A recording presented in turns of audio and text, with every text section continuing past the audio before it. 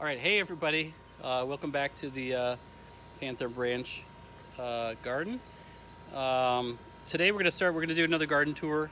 We're gonna start on the south side of our house, right? So it's on our normal vegetable plot. This area here, you can pan around here, cameraman, pan through the garden. Ben, What? Oh, this is kind of a work in progress, right? So it's not always, we've used it for veggie gardening. It's been like, most of the time, it's just been big, huge meatballs, right? So foundation planting. We cut a lot of those out. Funny, they're already coming back because we haven't gotten all the roots out. We always have this hibiscus plant in here, which gets enormous, and you can see the enormous flowers that it gets. That one. So that's always nice.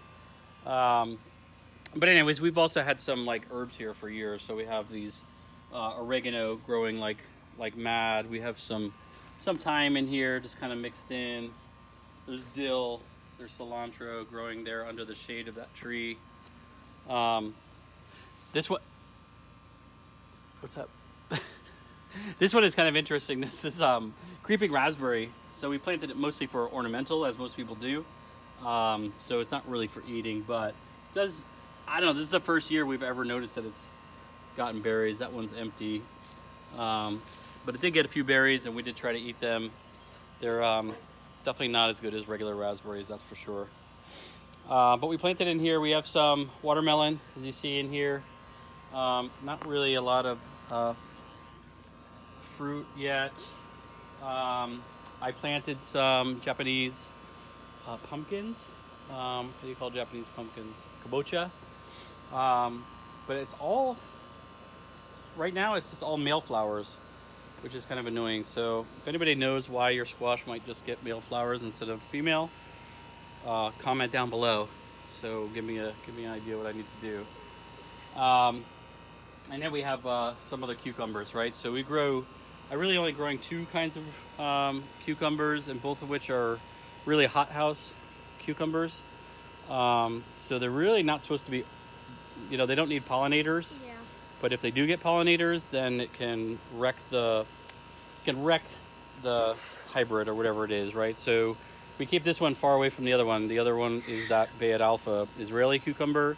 This is called Tasty Jade, and we keep them far away, so hopefully they don't cross-pollinate and wreck the fruit. So let's go take a look. I think I have one here. Sometimes, because this is on an odd side of the house, I let this go a little too long. So yeah, there's a pretty nice, still looks pretty good. I don't know if the seeds will be too big, but usually we'll pick that at 3/4 or half the girth and half the length. But yeah, really nice, kind of English style. Well, they're Asian style, but you know what I mean, like kind of like an English style telegraph cucumber. Some raspberries, some basil. I don't know. Again, this is just overflow right now. Actually, I just stepped on a basil plant, but that's all right because I have like 30 of them. All right, let's take it over to the other side of the garden so we can give you an update over there. Okay. All right, let's start over here. Let's start on the outside of the garden. Again, like you've seen probably what we had on previous videos. The potatoes in the buckets here, in the bags, grow bags, it's not working good for me, so that's a bit of a fail. I think I put 3 or 5 seed potatoes in each one, and I'm getting out like 5 to 7 small potatoes. So I don't know about that one. Maybe I need to fertilize more or just try them in the ground next year or something. Use the bags for something else. Nothing else too interesting here. Yeah, really nothing much. This is kind of new. This is how you call it, lemon verbena. It is kind of like a weed, but we use it for pretty much iced tea. That's about all we do with it. But it makes really, really good iced tea. So just like a tiny bit of sweetener and put that in boiling water. Amazing. We got a habanero pepper here. So I realized that I didn't have enough kind of super hots, or not that I really like super hots, but hot peppers. I had cayenne and jalapeno. That was about it. So I went out and just bought a habanero, just so we can make hot sauce. Really, that's what we like to do with that. All of these The shallots and the garlic are really ready to go. So we'll go ahead and we'll start picking these. I'll probably do that here shortly. That one's all right. Let's see. We can find a bigger one. Not a smallish. Let's see. Anyways, we'll go through here. We'll pick them all. You know, that one's not bad. That's another good one. You know, we'll have 20 or 30 heads of garlic. We'll cure them for a couple weeks. And then they'll be good for as long as it takes us to eat them. And then we have shallots too. So these are nice. Good shallots. I like to have those. Okay, you can see over here, you can see that climbing, how do you call it? Malabar spinach, red Malabar spinach. It's finally starting to grow up, and hopefully we'll cover these poles that I think are pretty ugly. Our raspberries over here, pretty much done with their first flush of berries. Yeah, I mean, we'll get a few more here and there, but really not a lot. Yep, there you go. You got one. I have some YouTube. But they'll probably come back like by I don't know, late August or so, and we'll have another flush. I'm pretty sure. Okay, let me get the bin. Laundry. Don't tell. I want to show something. Okay, are you still on? Yeah. Okay, come over here. I want to show you this fig tree. Come on, Ben. It's going to be hard to find. Kind of hidden.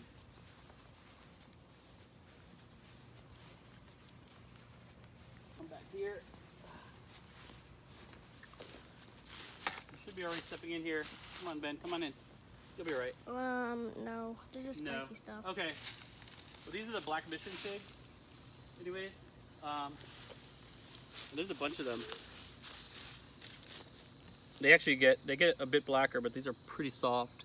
So it rained a lot last week, so when you get a lot of rain, the figs will tend to blow out, kind of like pasta, bad pasta. So I'm gonna pick them now. At least as many as I got that are soft enough.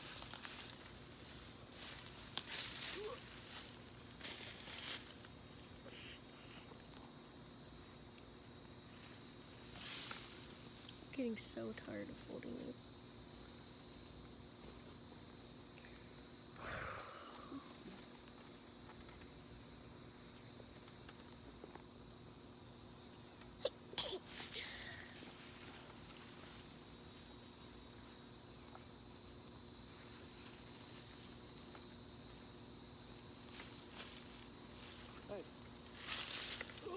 Should be good. It's amazing with all the shade that tree gets, that it does as well as it does. I think it gets morning sunlight from the backside, but most of the sun is coming from this way. Our blueberry tree is starting to get blueberries. That. And some spider webs. I don't know if that's. Here, you want some? Oh. There you go. Wow. So some of these blueberries. That's good. I would say check out all the figs. On the camera, check the figs out.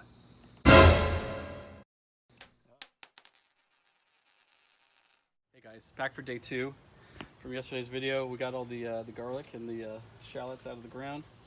So you can see, yeah, we got plenty there. A couple weeks they'll be all dried out, and maybe we'll hang them up to dry, but good enough for now. Let's take a look at the main part of the garden. Come on.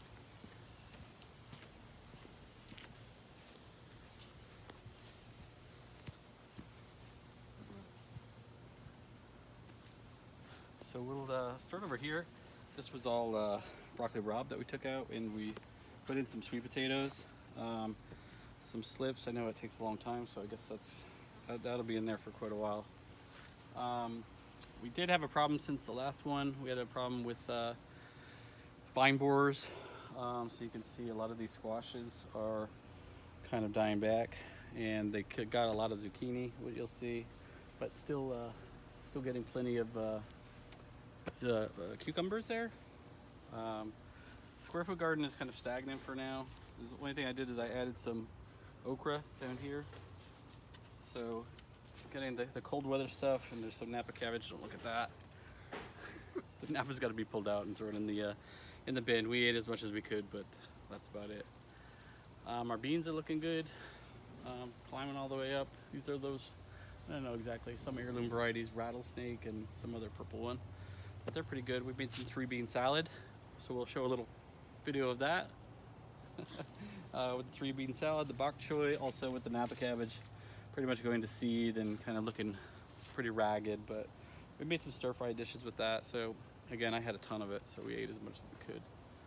Corn is looking good. You can actually see we have both silks and the tops, whatever the brooms, whatever you call them. And we are getting some ears of corn, so that looks good. Here's our beans. We just keep picking and making bean salad and sauteed beans and things like that out of those beans. So here's our tomatoes. They're all obviously doing nice and well under the hot weather. Got some red ones coming, so yeah, excited for that. Still getting a lot of branching, but that's all right. After a while, I stopped trimming them. Between them, you see some basil plants. So we have tons and tons of basil all over the garden. We do have this cherry tomato. There's so many cherry tomatoes on there, it's actually kind of breaking. So I've actually never had to like tie up a branch, but I don't know. Comment below if you have a tip for that. If I should be doing something different to prop those up. That's amazing. And of course, with the hot weather, the peppers are just taking off. So we have those Shishito Peppers, which I've never grown before. They're pretty good. They're pretty spicy, spicier than I thought they would be. And obviously the eggplants are coming strong. And what else? Anything else notable here, Madeline? Some more peppers, banana peppers, and I don't know, what are these jalapenos? So this jalapenos. And yeah, this is our zucchini where I think we had 5 or 6 or 7 plants in there, which is probably too many. And then I had a great idea that I did put on the video about staking them up. And I'm not sure that was such a great idea because I think it really helped to stress out the stems. And then the vine borers got in there. And so I really have 2 left, which is probably all right because we're kind of zucchinied out for a while. So we still are getting plenty of fruit on that Italian zucchini and the yellow squash. And yeah, I just threw some more seeds in there. Got another one coming up there. So yeah, we'll have a late crop of that. And there's our green beans. So yeah, that's it. All right. Thank you for watching. Hope you enjoyed.